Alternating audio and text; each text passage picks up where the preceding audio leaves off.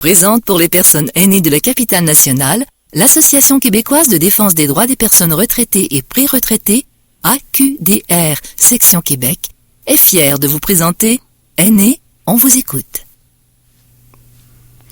Bonjour à tous, ici Pierre-Claude Poulin du Comité Revenu et Fiscalité de l'Association québécoise de la défense des droits des retraités.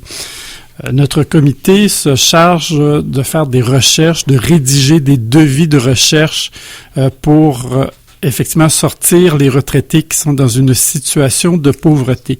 Notre association se démarque parce qu'elle est l'unique à défendre les droits des retraités qui n'ont pas de pension d'employeur.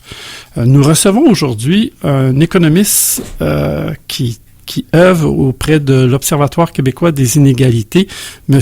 Geoffroy Boucher. Bonjour, M. Boucher. Bonjour, Pierre-Claude. Bon, M. Boucher, j'aimerais en connaître un peu plus sur l'OQI, qu'on appelle l'Observatoire québécois des inégalités. Oui, l'Observatoire québécois des inégalités a pour mission de produire, de démocratiser et de diffuser des connaissances sur toute forme d'inégalité au Québec. On se penche autant sur des questions d'inégalité économique, le revenu, la richesse, le patrimoine, que sur des questions comme les inégalités sociales de santé, les inégalités qui découlent des changements climatiques. On s'intéresse aussi beaucoup à l'éducation et aux besoins essentiels, s'alimenter, se déplacer. Et on a vraiment une mission qui est double. Donc, je disais produire des connaissances, mais aussi les démocratiser. Donc, on fait de la recherche, mais on est aussi beaucoup investi dans les activités de transfert de connaissances. On produit du matériel éducatif accessible, beaucoup d'infographies. Nos contenus sont souvent utilisés dans des cours au cégep, au secondaire, puis à l'université. Et on est présent, notamment dans les médias, pour parler d'inégalité, aussi sur les médias sociaux. On produit également des vidéos de vulgarisation. Donc, l'Observatoire compte sur une équipe là, d'une douzaine de personnes, principalement une équipe de recherche qui est multidisciplinaire. On est deux économistes, on a des collègues sociologues, une collègue anthropologue, des personnes spécialistes au niveau du développement durable, mais on compte également sur une équipe de communication. Comme je vous disais, le volet transfert de connaissances est très important pour nous. Et ça fait que l'organisation est plutôt jeune, là. Elle existe depuis 2019, mais déjà depuis 2019, on a une cinquantaine là, de rapports de recherche à notre actif.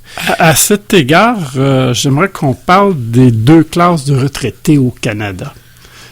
Où au niveau du comité revenu et fiscalité, on cumule des données concernant des retraités qui ont des pensions d'employeur, une classe de retraités, et une autre classe de retraités qui n'ont pas de pension d'employeur. Est-ce que vous êtes capable de nous traiter un peu de ce sujet-là? Oui, tout à fait. En fait, ce qu'on observe là, c'est que c'est une part importante des retraités qui n'ont pas de pension d'employeur. On était à 38% en 2022, donc à peu près là 2 retraités sur 5 qui n'ont pas de pension d'employeur. Et la situation financière des personnes retraitées qui n'ont pas de pension d'employeur là est beaucoup moins intéressante, disons, que la situation financière des personnes retraitées qui ont des pensions d'employeur. En moyenne, les personnes aînées qui n'ont pas de pension d'employeur avaient un revenu là, de 24 000 $ en 2022, là, selon les dernières données de l'enquête canadienne sur le revenu. Le revenu est beaucoup plus élevé pour ceux qui comptent une pension d'employeur, en moyenne 37 000 $. Et si on vient ajouter les personnes qui cumulent à la fois une pension d'employeur, mais qui peuvent aussi compter sur des revenus de placement, donc qui avaient un revenu suffisant durant toute leur vie pour mettre des sous de côté, faire des placements, ben là, on arrive avec un revenu là, moyen de 46 000 $ en 2022. Et donc, c'est ça, c'est deux personnes aînées sur 5 qui n'ont pas de revenus de pension. C'est plus de la moitié des aînés qui n'ont pas de revenus de placement, donc qui ne peuvent pas recevoir des revenus liés à des économies qu'ils auraient faites durant leur vie. Et c'est 27% des aînés qui ont ni pension, ni revenus de placement. Donc un peu plus d'une personne sur 4 qui n'a pas ces sources de revenus-là. Et c'est dans ces cas-là qu'on voit que la situation est beaucoup plus précaire.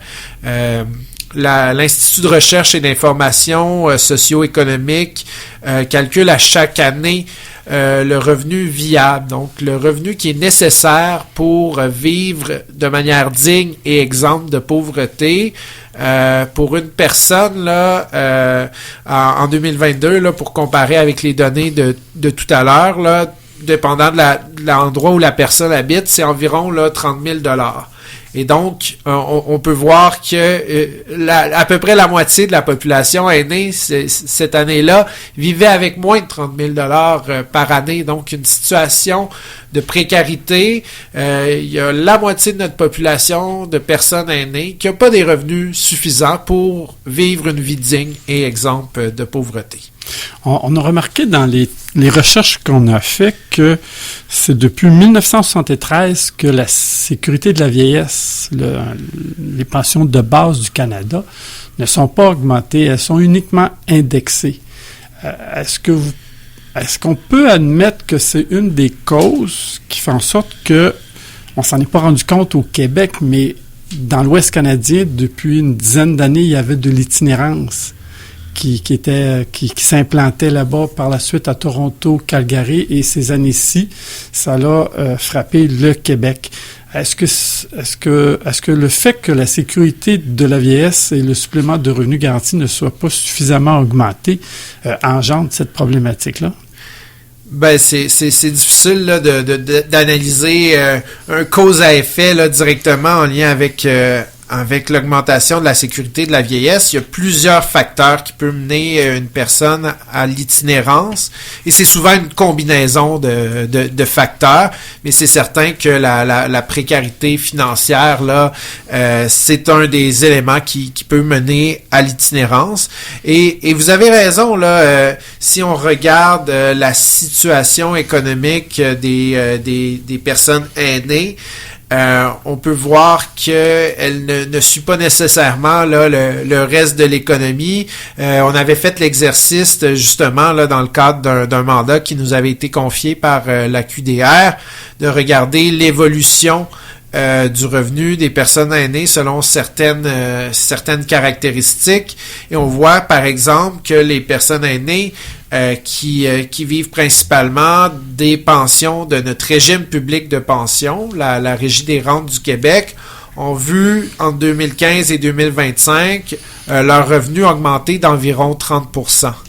Mais si on regarde d'autres indicateurs, comme la mesure de revenu viable dont je vous parlais tout à l'heure, il aurait fallu que leur revenu de pension augmente de 63% pour pouvoir suivre l'augmentation du coût de la vie et avoir un revenu viable. Pendant cette période-là, là, de 2015 à 2025, le salaire minimum, lui, a augmenté d'environ 50%. Donc, on peut voir que les personnes aînées qui comptent sur le régime de pension publique, qui n'ont pas de pension d'employeur privé, voient leur situation là, économique se dégrader. Effectivement, ici, les pensionnés pouvaient avoir une augmentation, au moins celle des salariés, c'est le pourcentage de l'indexation des salariés comparativement à uniquement celle de l'inflation. C'est ce qu'ils vivent présentement comme situation économique et qui fait qu'ils ne sont pas capables de rejoindre les deux bouts quand ça fait plusieurs années que vous n'avez pas été augmenté et que vous avez juste les pensions de base. Oui. Et on parle beaucoup d'inégalité de revenus chez les personnes aînées. C'est important aussi de regarder du côté du patrimoine. Le patrimoine, c'est la richesse qui est accumulée. Donc, on prend les actifs financiers. Ça peut être l'argent dans son compte en banque, mais aussi des investissements, une police d'assurance vie. On ajoute à ça les actifs non financiers, un véhicule, une maison, ça peut être même des droits d'auteur. Et on retire de ça les dettes. Donc, hypothèque à payer, carte de crédit, prêt. Et ce qu'on voit, c'est que la résultante, la valeur nette des personnes est très mal répartie dans la société auprès des 10% les plus riches. Chez les 65 ans et plus, on a une valeur nette de 3,3 millions de dollars en moyenne. Mais si on regarde du côté des 40% les moins nantis, on a une valeur nette de 104 000 $. Donc, entre 104 000 $ et 3,3 millions, il y a une différence assez marquée. Et ce 104 000 $-là repose principalement sur la valeur des propriétés immobilières. Donc, on peut voir que oui, il y a la question du revenu. Il y a une différence entre quelqu'un qui a un revenu de pension d'employeur et quelqu'un qui ne l'a pas. Mais il y a aussi une question dans la richesse qui a été accumulée. On voit que des personnes de plus de 65 ans qui s'en tirent très bien, qui ont réussi à accumuler là des sommes colossales, alors qu'au bas de la distribution, les richesses accumulées sont beaucoup plus modestes. C'est ça, ce qu'on constate aussi, c'est que ceux qui arrivent à la retraite et qui se sont payés des actifs comme une résidence principale, et plus que la résidence principale de la valeur, si la pension de base est minime, ils ne sont pas capables de garder leur maison. Ils sont obligés de les vendre. Des vendre dans les 5 premières années, 7 premières années, du jour où ils prennent leur retraite, tellement les pensions de base sont petites. Celui qui a une pension d'employeur va conserver sa maison beaucoup plus longtemps. Si on parlait de l'itinérance, quelles sont les causes de l'itinérance? Il y a plusieurs causes, plusieurs parcours de vie, souvent très uniques, qui peuvent mener à une personne à une situation d'itinérance. Mais souvent, ce qu'on dit, c'est qu'on est tous à 2 mauvaises nouvelles près de se retrouver en situation d'itinérance. Des fois, il y a des personnes en situation d'itinérance là, qui avaient une vie très rangée, avec un très bon revenu même, mais qui ont accumulé quelques mauvaises nouvelles, ce qui les a plongés dans une spirale de difficultés financières qui a pu mener à l'itinérance. Donc, on peut parler dans ces mauvaises nouvelles-là de problèmes de santé, un problème de santé qui peut nuire à notre capacité à à occuper un travail. On peut parler aussi de situations personnelles, un divorce, une séparation. Ça peut avoir beaucoup d'impact sur la situation financière d'une personne, mais aussi sa santé mentale. Lorsqu'on vit une rupture douloureuse, une faillite personnelle, une faillite d'entreprise, tout ça peut jouer dans la situation personnelle d'une personne et amener cette personne-là en situation d'itinérance. Mais on observe aussi des facteurs plus conjoncturels, donc liés un peu plus à l'environnement économique, notamment la crise du logement en ce moment au Québec. On a vu des hausses de loyers très, très marquées au cours des 3 dernières années, des taux d'inoccupation, donc le nombre de logements vacants qui sont très, très faibles, et très, très faibles particulièrement pour les tranches de loyers inférieures. Des logements qui coûtent plus de 1500, plus de 2000 de dollars par mois, ça, il y en a des vacants. Ouais, mais c'est les logements à 750 $, 1000 $ par mois, là, où le taux d'inoccupation, là, dans certaines régions du Québec, atteint 0%. Eh bien, tous ces facteurs-là conjoncturels peuvent accroître le phénomène de l'itinérance. Et j'ajouterais à ça une donnée qu'on a sortie au Comité Revenu et Fiscalité, c'est que c'est depuis les années 90 que le fédéral, par le biais de la Société canadienne d'hypothèques et de logement, distribuait des masses monétaires à chacune des provinces pour la construction de logements sociaux. Et que depuis les années 90, on a cessé ces programmes-là. Et on a même cessé par la suite les investissements pour la restauration du parc immobilier qui était déjà construit.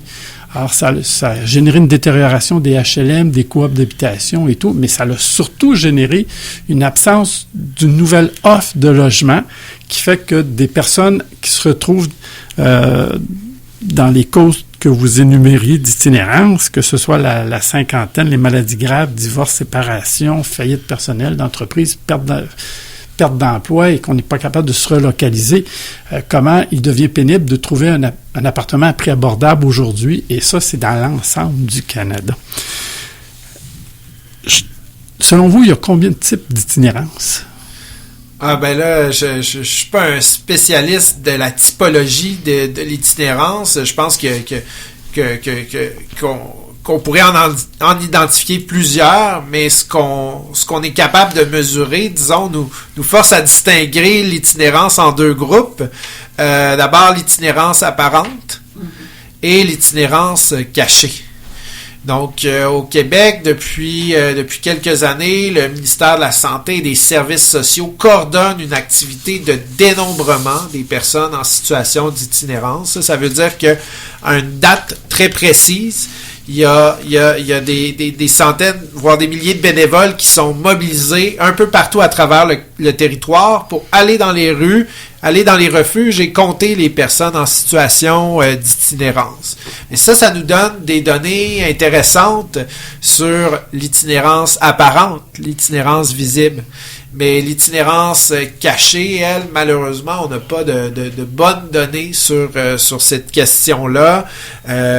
Quelqu'un qui est chez un proche pendant 2 semaines, puis là, il doit aller chez un ami parce qu'il dérange trop cette personne-là, mais là, il est chez un ami avec un logement particulièrement petit, il voit un peu qu'il est pas le bienvenu, doit se ramasser dans une ressource intermédiaire, par exemple, chez un organisme communautaire, mais après qui retourne chez une connaissance, tout ça là, c'est de l'itinérance, c'est de l'itinérance dit cachée qui touche une part importante de la population, mais qu'on a de la difficulté à bien chiffrer parce que justement elle est cachée. Elle est cachée, c'est ça.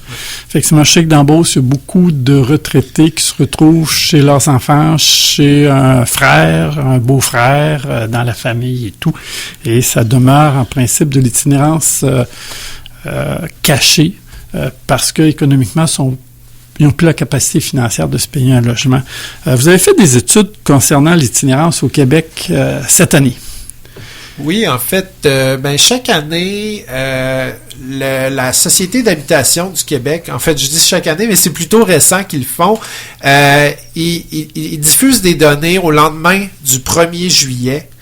Quant aux personnes qui n'ont pas réussi à se trouver un nouveau logement le lendemain du 1er juillet. Pourquoi le 1er juillet? La plupart des bails dans le logement locatif là, viennent à échéance souvent le 1er juillet. Donc, il y a beaucoup de gens qui déménagent à cette date-là.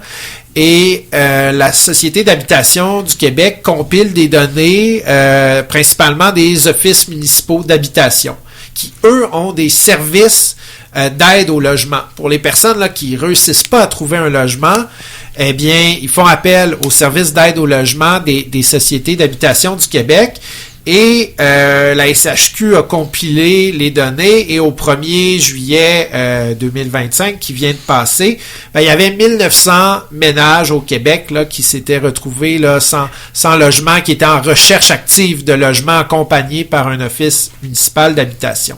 Mais là-dessus, on a voulu savoir combien de personnes là-dedans sont des personnes aînées. Puis malheureusement, la SHQ n'a pas ce niveau de détail de données-là. Donc, nous-mêmes, on a fait une collecte de données auprès de certains offices municipaux d'habitation, notamment l'Office municipal d'habitation de Québec et celui de Montréal, celui de Longueuil. Et on nous disait là que parmi les ménages aidés, il y avait à peu près 15% de ces ménages-là qui comptait une personne là aînée, donc une personne de plus de 65 ans et plus. À Québec, c'était 17%, à Montréal, c'était 15,5%, à Longueuil, 12,5%. Donc, en prenant cette moyenne-là, de 15%, puis en faisant une projection à partir des chiffres de la SHQ, on a pu identifier qu'environ 300 ménages qui aînés au Québec là s'étaient retrouvés au 1er juillet sans logement. Donc, c'est beaucoup de monde. Et ce sont des retraités qui sont pas cachés, qui sont apparents et qui ont fait une demande. Il y en a combien qui n'ont pas fait de demande? Exactement, c'est des personnes qui sont en relation avec une société d'habitation, un service d'aide au logement. Il y en a qui sont pas captés, là, disons, dans ces données-là. Si on regardait les taux d'occupation des logements, est-ce que vous êtes en mesure de nous positionner là-dessus? Est-ce que le taux d'occupation est raisonnable présentement? Dans le logement abordable. Oui, c'est ça. D'abord, là, c'est, tu sais, tout à l'heure, j'en ai parlé brièvement, là, mais c'est quoi le taux d'inoccupation, là? C'est le nombre de logements vacants par rapport à l'ensemble du parc de logements locatifs. En général, les économistes s'entendent pour dire qu'à un taux d'inoccupation d'environ 3%, on est à l'équilibre. Il y a assez de logements vacants pour qu'il y ait des mouvements dans la population, que les gens puissent déménager, se trouver des logements et laisser leur propre logement à d'autres personnes. Eh bien, en 2024, les dernières données compilées par la Société canadienne d'hypothèques et de logement, on était en bas du seuil de 3% dans l'ensemble des centres urbains pour lesquels la donnée avait été compilée au Québec. Il y a des municipalités là où on atteint carrément 0% là, de taux d'inoccupation. Donc, le fait qu'il manque de logements, ça crée une pression à la hausse sur le prix du logement. Et si on regarde là, la composante logement de l'indice des prix à la consommation, là, en 2020 et 2024, c'est une augmentation de 25% des prix des logements. Et donc, ça a un impact là, très concret là, sur le budget des personnes aînées. D'abord, le logement, c'est souvent considéré comme une dépense incompressible. Hein? Donc, lorsque notre loyer augmente, on n'a pas vraiment le choix de le payer. Sinon, l'autre option, c'est de trouver un logement moins cher. Mais là, je vous expose que le taux d'occupation est très faible, donc les gens n'ont pas confiance qu'ils vont pouvoir trouver un autre logement ou un logement moins cher que le leur. Et donc, ils acceptent cette hausse de loyer-là, mais au détriment de l'alimentation, exactement, du pharmaceutique, des loisirs, du logement et tout. Exactement.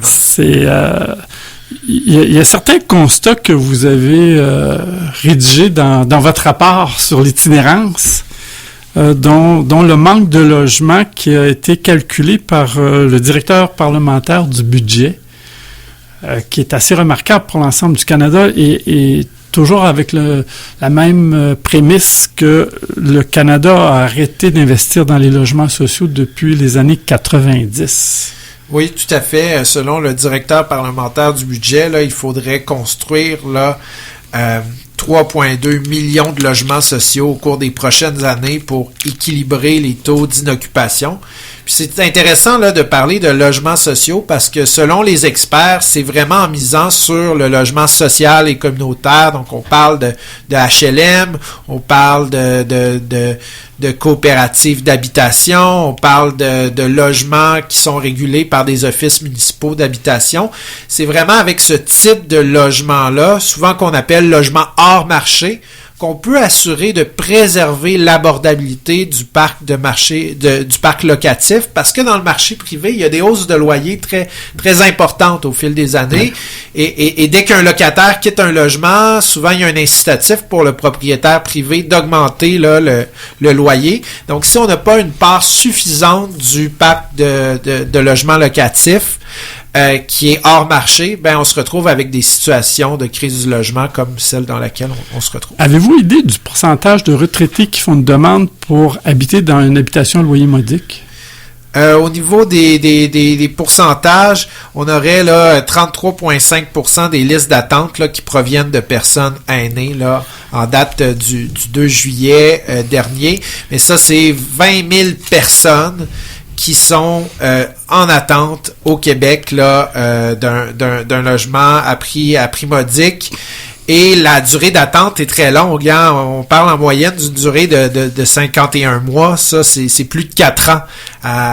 Attendre 4 ans à 70 ans, c'est long. La santé peut se détériorer pendant ce temps. Quelle est la portion de retraités qui cherchent un appartement à loyer modique versus la population en général?